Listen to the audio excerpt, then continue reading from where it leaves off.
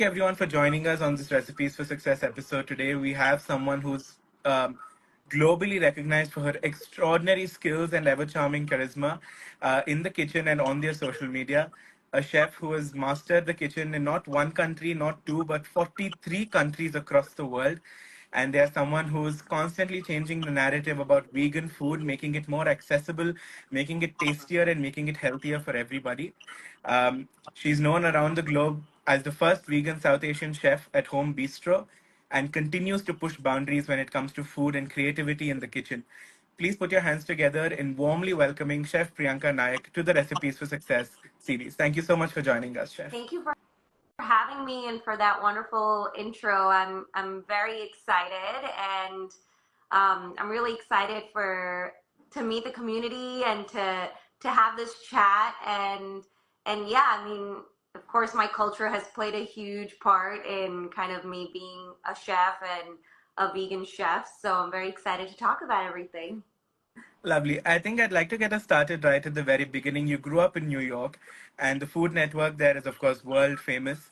So, what are some of your earliest memories of wanting to become a chef or like trying to make food as a child?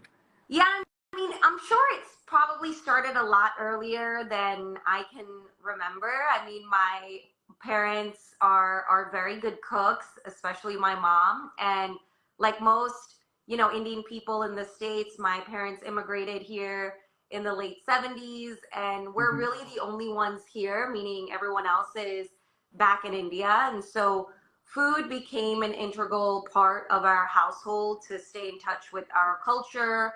I think one of the other reasons is a dietary restriction. We grew up vegetarian, Right. and in the 90s here in New York, and even now, it's honestly difficult to be a vegetarian or vegan. And so we resorted to eating and cooking a lot at home and being very thoughtful about what we cook and ate. And I'm the youngest of three girls, so I spent a lot of time at home with my mom in the kitchen. She probably had to keep an eye on me, and so I feel like I learned cooking initially through osmosis of just like watching my mom.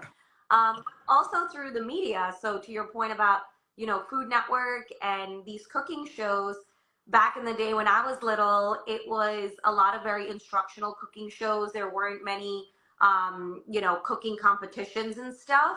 So it was very interesting to see people like Martha Stewart and, Bobby Flay and all of these people in the kitchen just cooking food that honestly I wasn't very familiar with. A lot of it was very non-veg or Western focused, and their style of cooking was very different than ours.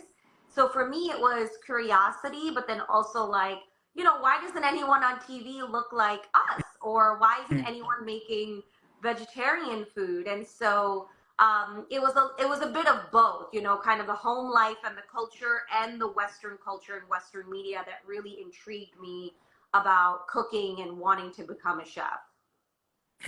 I think that's a story many of us can relate to, sort of starting to learn to cook in our kitchens with our mothers, and sort of just that being a very organic process that we go through. And we must congratulate you on sort of filling that gap. Like when you said as a child you couldn't see someone like you on TV, I think you've successfully filled that gap for everyone in our generation now who watches TV and probably wants to see a South Asian chef on there cooking food that we eat at home. So congratulations on that. But Thank like you said, the whole concept of Indian vegetarian food is something that is very unique to India because we eat dairy but not eggs and meat. And I mean, the terms and conditions are very different than what you would assume when you say the word vegetarian. So, how has sort of been inculcating that idea of vegetarianism across these countries that you worked in, been like sort of taking vegan culture and vegetarian culture and sort of bringing that culture to other places? What's that journey been like? I think the one thing I've learned through my whole journey of being a cook, but also traveling, as you mentioned, is that food is a connector. I mean, if you look at the world through the lens of food, you'll notice that the world is much smaller than we think. Like a lot of the ingredients that we work with in India, like chilies, for instance, aren't even necessarily indigenous to India, right? They're from Correct. South America. In Italy, tomatoes are not indigenous to Italy. They're from Peru. So to me, it was very interesting to see like, okay, a lot of these staple ingredients in these countries aren't even from these countries. So there has to be some, and there is some connectivity between all of these countries through food. So it was a matter of taking what was already known in those countries and then sort of just veganizing it. So, for instance, in Mexico, I love Mexican cuisine because I find it very similar to Indian in the sense of the ingredients they use, but they actually eat a lot of meat and a lot of seafood. It's a very heavy non-veg culture. But for me, I'm like, oh, but the masalas they're using, the ingredients, all of that can be applied to vegetables or tofu or potato or whatever it is. And so it's just about taking the concepts and the flavor profiles and making it accessible to vegetarians and vegans. And I think India, to your point, is one of the few cultures that has done an amazing job of not having to do that, right? Like our food is innately vegetarian or vegan actually. Like for me, I'm Lingayat, so at home we actually cook all vegetarian, but it happens to be vegan by default. Mm-hmm. Like a lot of the palais and the bhajis and stuff we eat don't have dairy. They don't obviously have meat or seafood. So a lot of our stuff is vegan by default. So yes, we are one of the few cultures that is able to present a full meal without having any sort of meat byproducts in it. And so I'm sort of just trying to bring that concept to other cultures. And it's much easier than people think because the base ingredients are already there in those countries. True. And I think that's somewhere what we've also been trying to do at IIMUN. All of the conferences we do, whether they're in the 220 cities in India or we do it in about 35 countries abroad, we maintain to serve vegetarian Indian food in our conferences. So either it's in Tokyo or in Uruguay or in Turkey, it's vegetarian food. So like you said, it's not as hard as people make it out to be. But more recently now, because of the social media boom that veganism got, or sort of the access to information about veganism that everyone got to have because of the internet and social media, things have been changing. But do you think it's just going to go up and down like sort of many of the trends and fads we see, or do you think it's something that's going to last worldwide as well? I think there's definitely a long-term growth for vegan food because I think people are finally understanding that it's less about a preference and more about an environmental impact. I think vegan and vegetarian food go hand in hand with sustainability. So people are more aware of, global warming and how human impact actually affects the environment and the long term growth of our environment. And with that is food. So it's not about like, oh, I don't like meat, I'm going to stop eating meat and I'm going to go vegan. I don't think that's ever been the case for people who are non-vegetarian. I think it's about, okay, well, where is my meat coming from? How is it being sourced?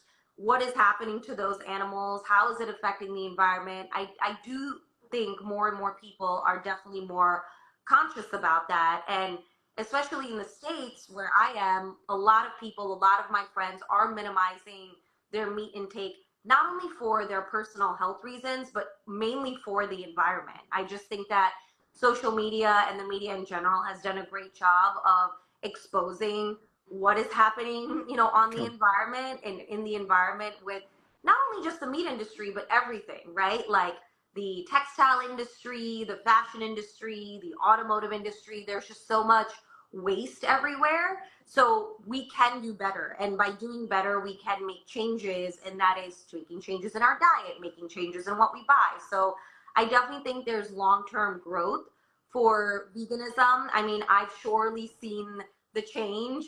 There, years ago, the media industry didn't necessarily care about me being vegan. In fact, it was very much like, oh, like we don't really consider you a real chef because you're self-taught and you don't cook meat. And now they're like, oh, like we love what you're doing, like you're vegan and you care about the environment and you're carving your own path. So things have definitely changed, and I do see the up and up in the long-term growth for veganism and sustainability.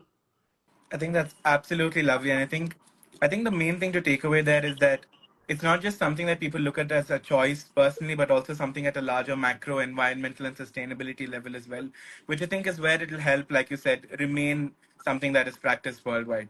But I just wanted to go back something you said earlier, where you said you work with local cuisine and try to make them vegan or vegetarian, just find the alternatives, like, make the pieces fit.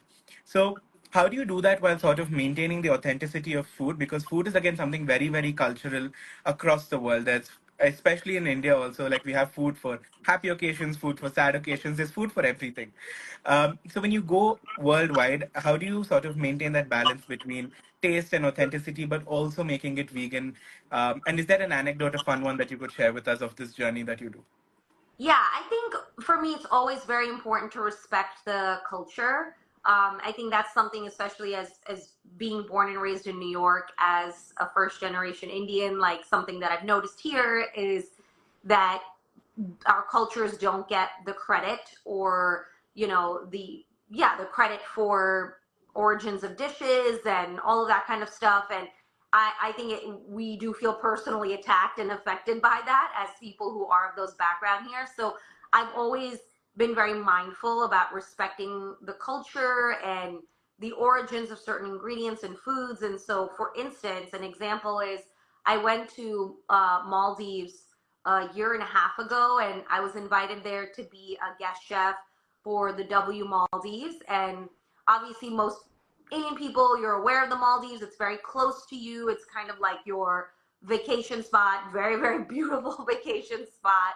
And the culture there is very interesting because there is heavy Indian influence on the culture and the cuisine. But then, because of the environment, their access to certain ingredients and the culture of the cuisine they've developed is also very different to Indian people. And then there's also the religious impact, right? Like most of the Maldives is Muslim. What they eat is very different than a Hindu Indian. So there's a lot of different like cultural elements to the country that I found personally fascinating. So what I did to better understand, how to develop the menu for Maldives and what to do is to actually talk to the locals. So I requested with the W, I was like, I would love to meet some of the actual farmers and locals who are sourcing these ingredients because wanted to see what is indigenous to Maldives, given that it's an island nation. It's very difficult to grow a ton of produce. And they also import a lot of spices and ingredients. So I wanted to see what is the most culturally and sustainable way that I can respect the culture and develop a menu that can actually have a life here. So I met with some of the farmers. I learned about the produce that was indigenous to the islands. Some of them being passion fruit, local lunia, which is it's like a balak or like a kale. Mm-hmm. Chilies, mangoes, papaya. And I was like, okay, great. Like, I'd love to work with these ingredients that are indigenous to the land and create a menu that then is Indian inspired using ingredients that we can all source from the Maldives. So I developed a menu doing that. So I made like a stuffed eggplant dish, like an eggplant that was indigenous. It was similar to a Japanese eggplant that was similar to um, a Japanese eggplant, but that grew in the Maldives. And I made like what we call in Canada tumbid badikai, but I made it Maldivian style. I made a local lunia kale pasta. I made a passion fruit gulab jamun. So I used the ingredients that were indigenous to the land, and I respected kind of what they taught me, but then put my own flair to it, which was so much fun because they love the dishes, I love the dishes. It was a really fun challenge for me. But for me, I wanted to ensure that we respected the land, the culture, and ultimately the farmers. I think that I think from the whole process that you said, it's a really academic process where I think a large lesson from this is sort of the effort that you take to not only understand theoretically what exists in that region, but also just go out there and sort of find alternatives. And as someone who grew up in a Kannada household, for the first time ever, you made a badnekai sound tasty and interesting. So my whole family is going to finally be relieved that I do understand vegetables a little bit. But I think, like you said, this whole process in the long term, it's economically sustainable, it's agriculturally sustainable, and I think that effort, I think this whole story just is so beautiful of how you've integrated both the available spices, available resources, and made it something that they can adapt long term without needing to import anything or purchase anything extra. So I think that's absolutely lovely. And but one thing from there, what you said is sort of integrating the Indian style of cooking or Indian techniques of cooking there. Indian cooking or Indian cuisine is one of our largest soft powers worldwide, where it is sort of something that has become, or not become, it has always been a major brand of India. So, in your experience worldwide, how what is India's soft power like when it comes to food? Because you've traveled to over 40 countries, where do you think Indian food is placed when it comes to the global cuisine charts or the way people consume it? Yeah, I think the some of the superpowers for Indian cooking and cuisine, in my opinion, are two things. One is the variation of textures. I think we do a really great job of making dishes where it's not monotonous. You're not eating a dish and it's just all like mushed up and you have no textures or no excitement. I think even if you're eating a simple meal at home and you have different, palays and bhajis, like you're gonna have something that's a little more liquidy, you're gonna have something a little more dry, you're gonna have something cold, you're gonna have a bread. Like there's so many varying textures, and I think that makes it exciting to eat food. I think we're one of the few cuisines in the world, in my experience, that is able to do that through simple food. The other thing is the use of whole dry spices. That is something that I learned through cooking at home with my parents and going to India every single year growing up in my life, and just observing how adequately and creatively we use spices. I really don't think there's another culture in my experience that is able to use spices, and especially like dry spices, in so many varying ways, from using it whole to grinding it up to making it into a wet chutney to like tempering them. I think the way we use spices is what helps us maintain a vegetarian vegan diet, because there's so much flavor, right? Like in Western cuisine, if you notice, like they just take a piece of protein and then they're like, oh, okay, we're gonna put this on a grill and then we're gonna add salt and then like that's it. It's like that's not cooking to me, no offense. And I talk about that a lot with, my American counterparts and Western chefs. And that's just like, we were, as a country, historically, we were literally invaded for our natural resources and spices. And I think we do the best job of actually incorporating that into our food, which is why we can make such tasty vegan and vegetarian food that requires no meat. So I would say those are the two superpowers of Indian cuisine that I really don't think other cuisines have mastered like the way we do. I think that's absolutely phenomenal that you broke it down to two of the most important things that we do. And while you were saying that is when I sort of realized that we do use the same ingredients in so many different ways, in so many different methods and techniques. And I think that's absolutely interesting. And one thing that, a lot of times when people say vegan food, the first image that comes to mind is a Mediterranean salad or something bland, or like you said, just salt and pepper on a bowl of veggies. But I think what you do is try to make that process so much more interesting. The fact that there is so much vegan food that even in a normal Indian household, we eat every single day. It doesn't have dairy, it doesn't have any of that. I think that mission of yours is really, really interesting. We have a lot of culinary students or aspiring chefs also watching this live.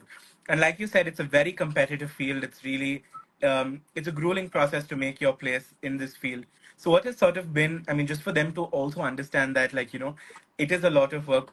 What have been some moments of setbacks for you, some challenges you faced along the way that they could probably brace a little better for going forward? Well, I think it's a little bit of what I was saying before. I mean, I have been rejected a lot in my career. Like yes, I'm a Food Network champion, but before I became that, I was rejected by Food Network, I think two or three times before that, and that can be very discouraging to anyone. But for me, it was about listening to their feedback. So when they rejected me initially, they were like, "Oh, we don't understand like what your cooking style is or what your brand is. So, come back to us when you have that figured out." So, I honed in on what I like to cook and cared about cooking, and I branded myself as, okay, making Indian inspired global dishes, right? Which is kind of my cooking style in general. And then they rejected me again about saying like, oh, the network's not really ready for a vegetarian chef. at the time, and that really pissed me off. So then I just went back again to a different show that they were releasing, and I auditioned for that. So I think I'm saying this because there is going to be a lot of rejection in your career, regardless of what you're doing in your life, what career path you're on. And I don't think that necessarily is like, oh, like, that's it, I'm done, I shouldn't be doing this. I think it's more about understanding, okay, well, what can I do differently and how can I get my foot through the door, right? And a lot of it is about, right time, right place type of thing. But I'm a big believer in statistics. So the more you keep trying, the higher your chances are. But also making tweaks, right? Like I changed my branding, I defined myself, I had more to show under my belt before going and auditioning for the last time I got on. So I think a lot of it has to do with the work that we put in and being persistent, and again, like not taking no for an answer, and taking the feedback that people give you and actually acting on it. True. I think the lessons there were, one is to be persistent in the effort, to keep trying and trying. But then the second thing you said is to also listen to feedback and understand why perhaps something did not work and how to make it work.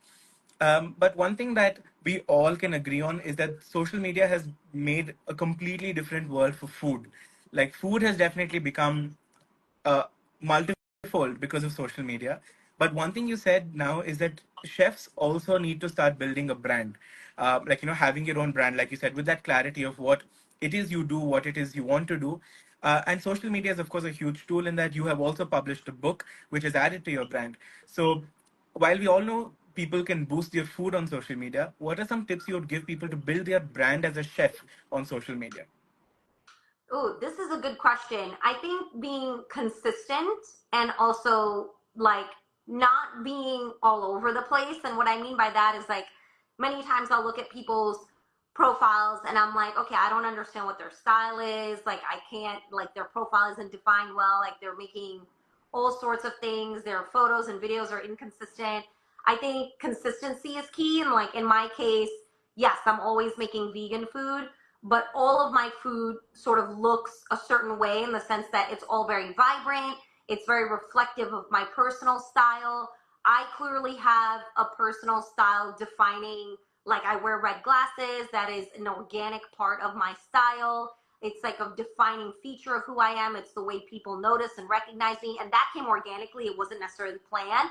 But when I started realizing that, oh, people are noticing me with this and identifying me with this, I made it part of my brand.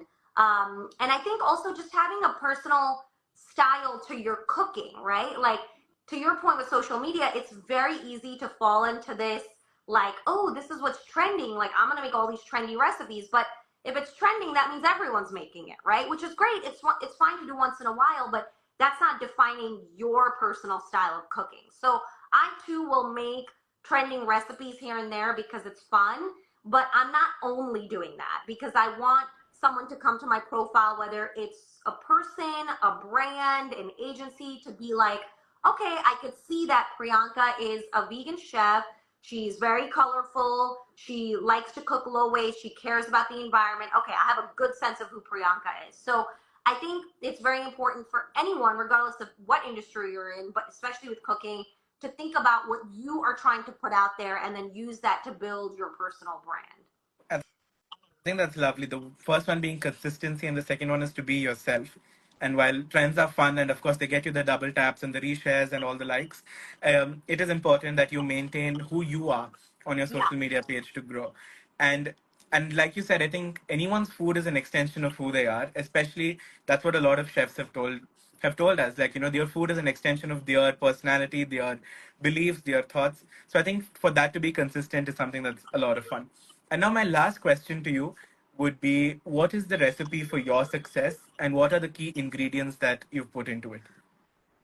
Ooh, I think some of the ingredients to kind of the recipe for my success, and this is an interesting question because I think like most people who are like high achieving, you don't necessarily always feel successful because once you achieve one thing, it's like, okay, like then it's the next thing, right? You're always focusing on the next thing. But I've always tried to have fun along the way, and I've always I've always made sure that what I'm doing is fulfilling me and it's aligned with my ethos and my philosophy. I've come across a lot of different, opportunities and, ideas that weren't necessarily aligned with my passion for the environment and, while they're very tempting, I knew that if I did that thing, it wouldn't actually fulfill me the way I would want it to, because my whole mission is, how can we get people to be more thoughtful about the environment and think about our culture differently? So I think for me, it was a lot of, making sure that it fulfilled me, it aligned with my ethos and philosophy, and I was having fun all, along the way. And then the one thing that we haven't talked about too much, but also being very financially savvy, right? Like, I think a lot of women especially don't necessarily think about that because they're always thinking about everyone else. But I've tried to be very mindful about like my own financial stability and success before thinking about everyone else. And I think that's so important to develop financial independency and just an independent life. And I think that has been another driving force for me and something that is extremely important for everyone and that they should be thinking about. Thank you so much for that. And now on to our last segment. We try to end on a light and fun note. It's called the rapid fire. So I'll read out a couple of phrases and you can tell us the first thing that comes to mind when I say them. The first one is home. Staten Island, New York. Wonderful. Street food. Uh, Alipok, even though I don't know if it's really street food, but Okay. Alipok. Your comfort food after a long day. Oh, I love pav bhaji. Pav bhaji. Universal favorite. The next one is a book that changed your life. My book. Of course. Uh, the next one is home bistro. Making meals accessible to everyone. Lovely. The next one is youth. Vibrancy. Vibrancy. The next one is India. Comfort. Comfort. And the last one is our organization. When I say I.I.M.U.N, what comes to mind? Giving back. Giving back. Lovely. Thank you so much for being such a wonderful ambassador for Indian food, a champion of veganism, vegetarianism, and sort of taking the essence of India, which, like you said, was sustainability, cooking every part of our vegetables and our fruits, making that a global phenomenon, just not talking the talk, but also walking the walk, and sort of making food and Indian food accessible to everyone in a way that they can sustainably keep cooking it. So thank you so much for what you do. And thank you so much for joining us today. I've had an absolute thrill chatting with you. It's been very lovely. Thank you so much. Thank you. And thank you for having me. And thank you for everything that you guys do. And it's really fun to be connected to my Indian community all the way from the States. And I think it's really important that we continue building on this community. And I really appreciate you interviewing me today. Thank you so much. Thank you for joining us. Thank you.